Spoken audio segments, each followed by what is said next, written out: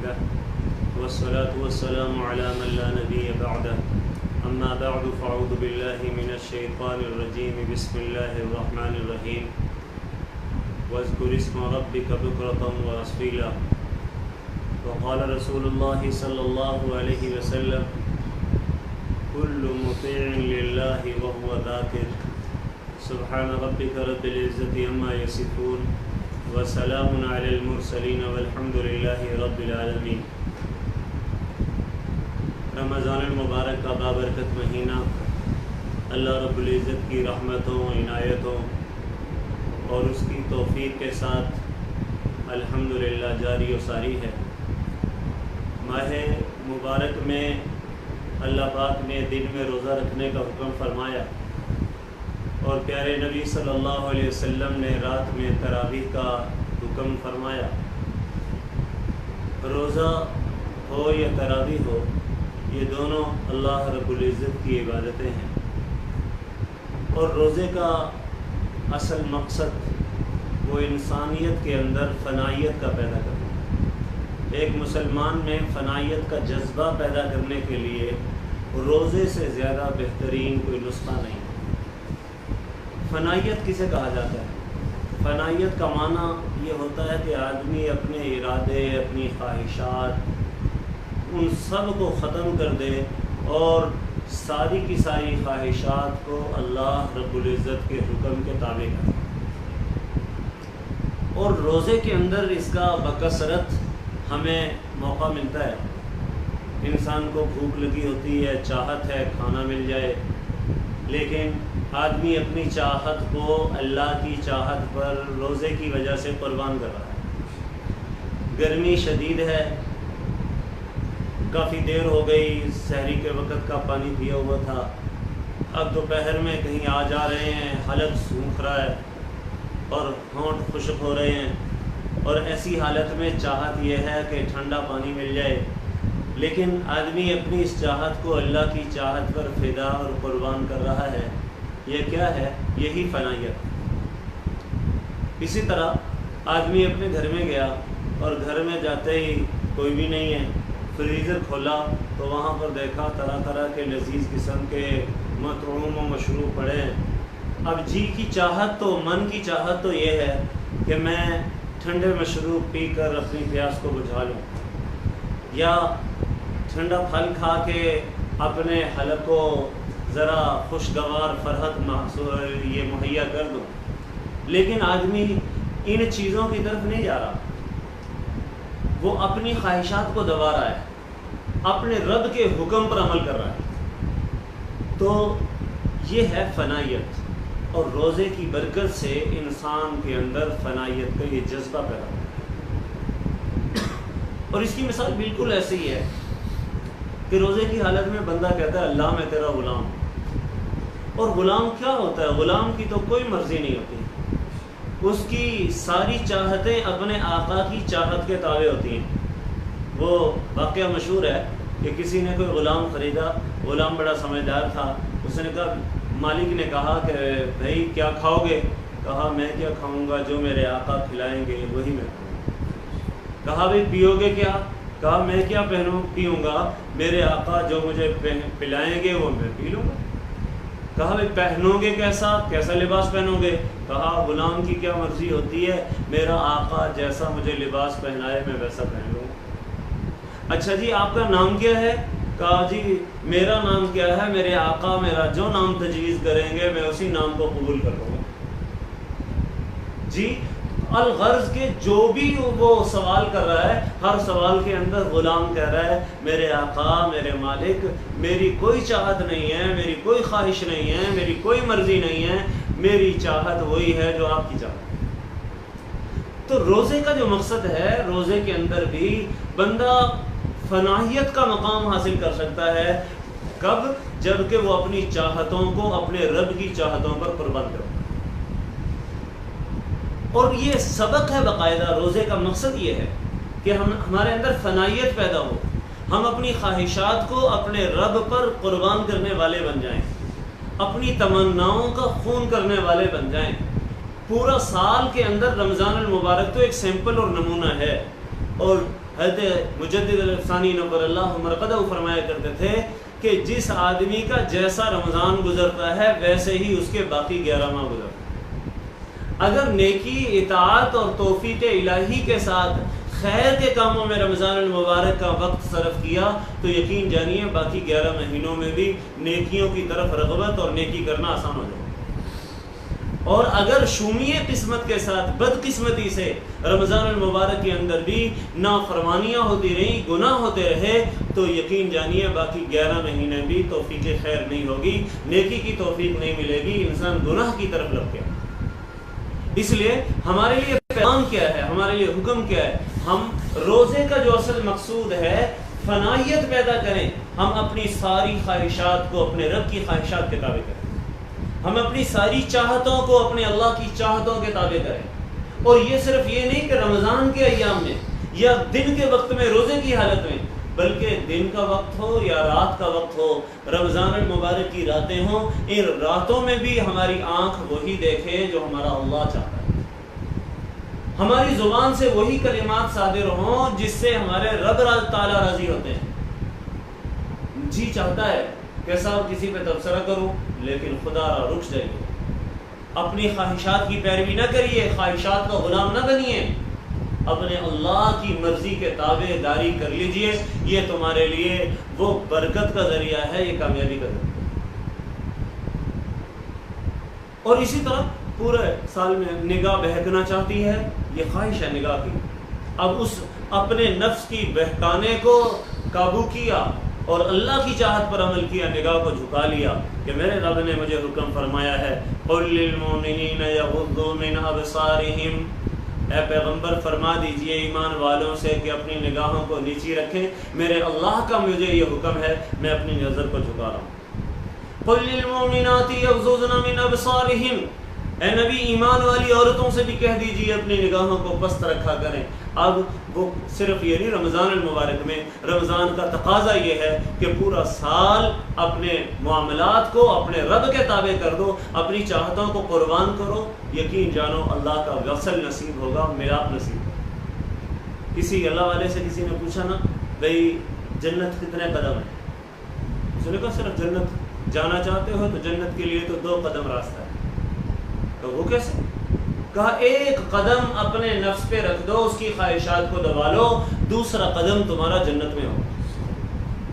اور کہا میں ویسے نہیں کہہ رہا، سورہ نازعات میں اللہ کریم فرما رہے ہیں وَأَمَّا مَنْ خَافَ مَقَامَ رَبِّهِ وَنَهَى النَّفْسَ عَنِ الْهَوَىٰ فَإِنَّ الْجَنَّةَ هِيَ الْمَأْوَىٰ، جو شخص اپنے رب کے سامنے کھڑے ہونے سے ڈر گیا، جس نے یہ یقین دل میں بٹھا لیا مجھے میرے رب کے سامنے پیش ہونا ہے اور میں نے وہاں اپنے سیاہ و سفید کا جواب دینا ہے، اور وَنَهَى النَّفْسَ عَنِ الْهَوَىٰ، اپنے نفس کو خواہشات سے روک لیا، نفس کی غلامی میں نہیں گیا، ایک پاؤں اپنے نفس پر رکھا ہے تو فَإِنَّ الْجَنَّةَ هِيَ الْمَأْوَىٰ، دوسرا ٹھکانہ قرآن کہہ رہا ہے اس کا جنت ہو۔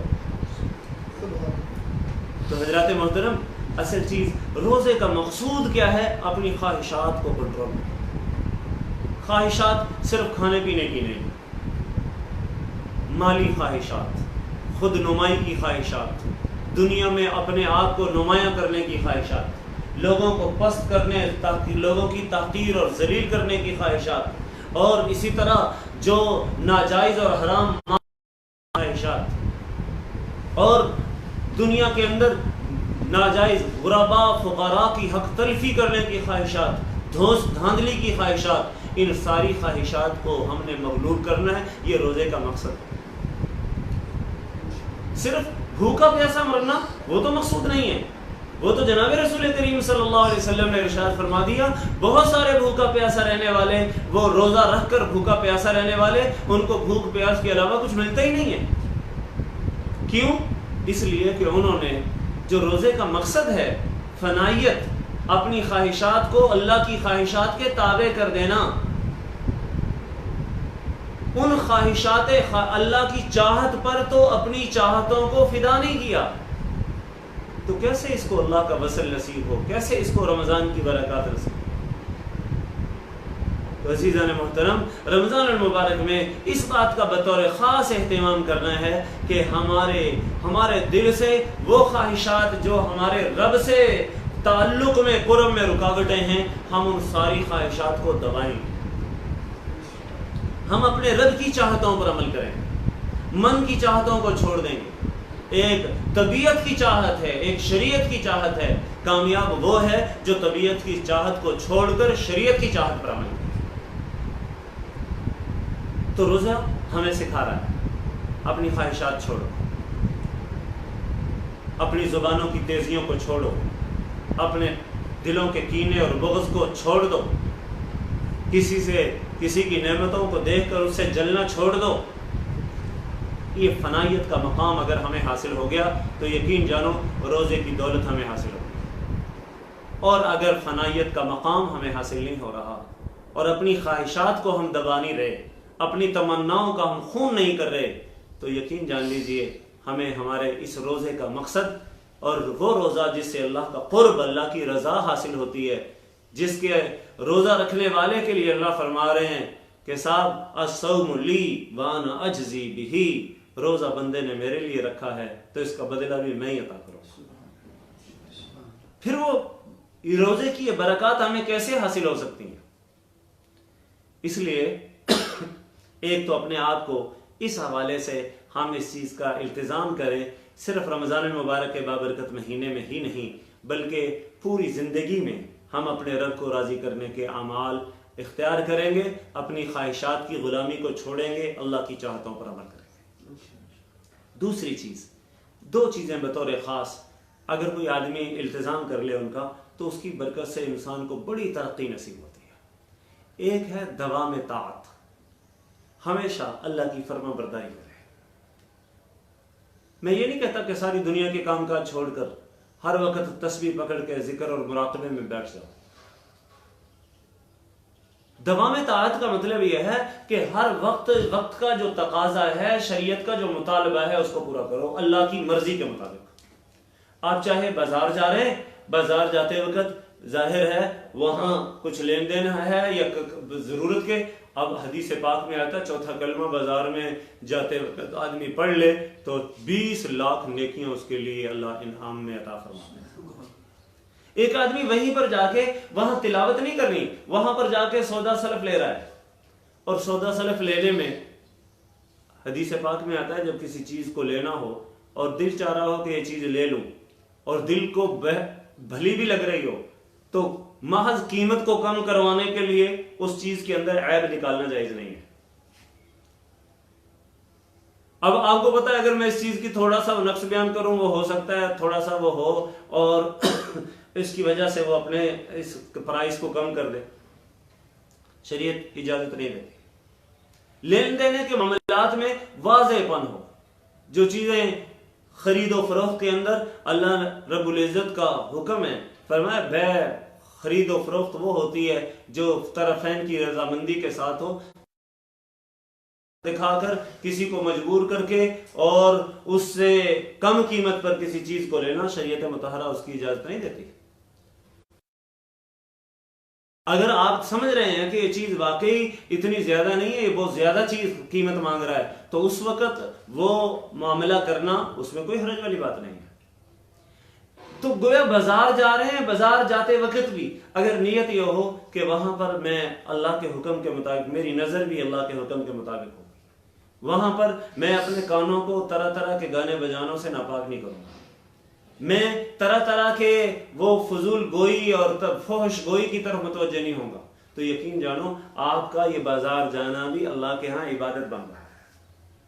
اور صرف اسی پر بس نہیں بلکہ حضرت علی رضی اللہ تعالیٰ عنہ سے ایک یہودی نے پوچھا تھا کہ علی تم اللہ کی کتنی عبادت کرتے ہو؟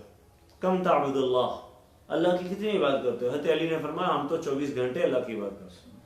فرمایا تم تو کھاتے بھی ہو، پیتے بھی ہو، بیوی بچوں کے ساتھ ملتے بھی ہو، تو 24 گھنٹے کیسے عبادت کرتے ہو؟ فرمایا کہ ہم اگر کھاتے ہیں تو اللہ کے نبی کے طریقے پر کھاتے ہیں، نبی کے طریقے پر کھانا وہ عبادت بن جاتا ہے۔ ہم اگر پیتے ہیں تو اپنے نبی کے طریقے کو دیکھتے ہیں، اللہ کے حکم کو دیکھتے ہیں، تو ظاہر ہے ہمارا وہ پینا بھی عبادت بن جاتا ہے۔ ہم اگر بچوں کے ساتھ اپنے بچوں سے پیار کرتے ہیں تو ظاہر ہے وہ اللہ کے نبی کے حکم اور طریقے کو یہ سمجھ کر کہ میرے نبی کی سنت ہے، تو ظاہر ہے ہمارا بچوں سے پیار کرنا بھی عبادت بن جاتا ہے۔ ہم اگر بازار میں خرید و فروخت کے لیے جاتے ہیں تو یہ سمجھ کر کہ اللہ نے خرید و فروخت کے لیے جو حلال و حرام کے احکام بیان کیے ہیں ان پر عمل کرنا ہے، تو ہمارا خریدنا بیچنا یہ بھی بات بن جاتا ہے۔ تو ایک چیز انسان کی ترقی کے لیے ہے کہ موقع بموقع جو بھی چیزیں ہیں جی ان میں انسان اللہ کی اطاعت اور فرما برداری کا التزام کرے، اللہ کی نافرمانی نہ کرے۔ اور صرف اسی پر بس نہیں بلکہ ہر موقع کی جو مسنون دعائیں ہیں ان کا التزام کرے، موقع بموقع بازار جا رہا ہے اور اسی طرح واش روم جا رہا ہے، واش روم سے آ رہا ہے، مسجد جا رہا ہے، مسجد سے آ رہا ہے، سونے لگا ہے، جاگنے لگا ہے، اور اسی کی دعائیں، پینے کی دعائیں، ہر وقت کے حوالے سے جو مسنون دعائیں ہیں ان کا التزام کریں۔ یقین جانو اللہ کی رحمت یہ دوام طاعت میں، یہ ایسا شخص وہ چاہے تصویر پکڑ کے ذکر نہیں کر رہا لیکن یہ ذاکر شخص ہے، کل مطیع للہ فہو ذاکر، کیونکہ جو شخص ہر قدم پر اللہ کی اطاعت اور فرما برداری کرتا ہے وہ ذکر اللہ میں لگنے والا ہے۔ اور اس کے ساتھ دوسری اجتناب معصیت، ہر موقع پر گناہ سے بچنا ہے۔ گناہ کا کوئی بھی موقع ہو اس میں اپنے آپ کو گناہ سے پلید اور ناپاک نہیں کرنا۔ یقین جانیے اللہ کی طرف سے رحمتیں آئیں گی، برکتیں آئیں گی، اور رمضان المبارک میں جو کرنے کے کام ہیں ان میں سے ایک کثرت ذکر ہے، اللہ کا ذکر کثرت سے کرے۔ اس میں ایک تو یہ بھی کہ مسنون دعاؤں کا اہتمام کرے، موقع بموقع جو نبی پاک صلی اللہ علیہ وسلم کی سنتیں ہیں ان کا اہتمام کرے۔ دوسرا، حضور نبی کریم صلی اللہ علیہ وسلم نے ارشاد فرمایا 4 کام رمضان المبارک میں کثرت سے کیا کرو۔ ایک، کلمہ طیبہ لا الہ الا اللہ، اللہ کی وحدانیت کی گواہی دینا، اور دوسرے استغفار، استغفر اللہ ربی من کل ذنب واتوب الیہ، گناہوں سے معافی طلب کرنا، اور تیسرا کام وہ جنت کی طلب ہے کہ اے کریم پروردگار ہمیں اپنا جو تیرا مہمان خانہ ہے اس مہمان خانے کو ہمارے لیے مقدر کر دے، جنت جس کو کہتے ہیں۔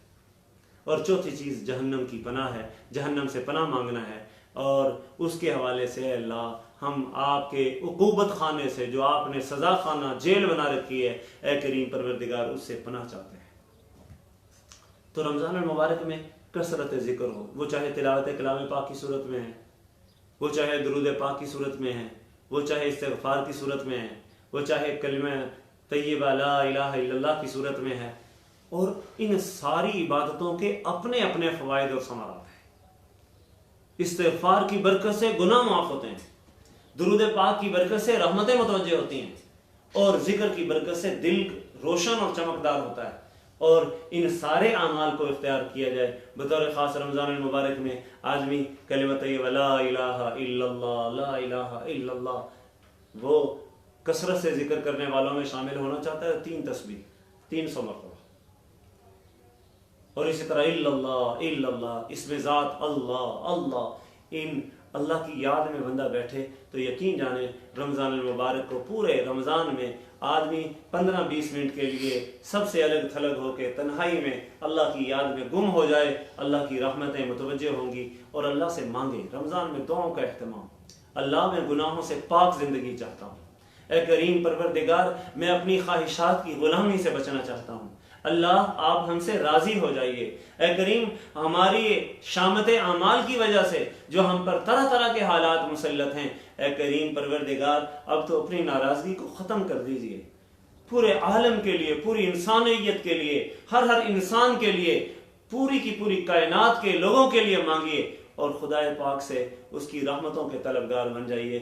یہ پہلا اشرہ رحمت کا اشرہ ہے، اللہ رب العزت کی رحمتیں کثرت سے مانگیں، پھر مغفرت کا اشرہ ہے، پھر اسی طرح جہنم سے نجات کا اشرہ ہے۔ اللہ کریم ہم سب کو کثرت سے اپنی ذات حق سے دعائیں مانگنے کی توفیق نصیب فرمائے۔ رمضان المبارک کا جو اصل مقصود، روزے کا مقصود فنائیت ہے کہ اپنی خواہشات کو مٹا کر اپنی تمام کی تمام چاہتوں کو مغلوب کر کے اللہ کی چاہتوں پر انسان عمل کرے۔ اللہ کریم روزے کا وہ مقصود ہم سب کو نصیب فرمائے۔ وآخر دعوانا ان الحمد للہ رب العالمین۔